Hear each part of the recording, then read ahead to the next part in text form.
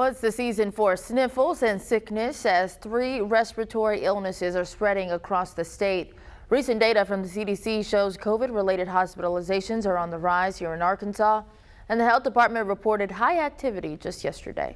THV 11's Brooke Buckner takes a closer look at those findings and shows us what it's doing to our hospitals.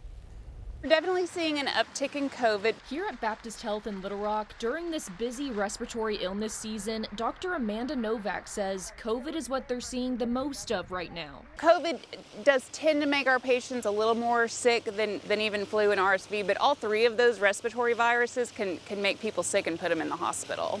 The most recent data from the CDC shows 319 COVID hospital admissions in the state as of December 30th, and those numbers are climbing at Baptist. We have 47 COVID in the hospital across our whole system, and we have 41 flu. So those 2 are neck and neck, and then RSV, we have about 20 across the system. In some cases, all 3 of these respiratory illnesses can become deadly. According to the Arkansas Department of Health, 20 COVID-related deaths were reported this week. That number sat at 0 for the last 2 weeks. While that may seem like a big jump, ADH says those deaths did not all happen this week, and the recent holidays could have had an impact on the reporting. As for 2023 up until now, ADH reports 649 total COVID deaths. Numbers that Dr. Novak says shows COVID is still very much around, and we shouldn't forget to protect ourselves. We have good vaccines against all of these, and it's really not too late to get vaccinated. That we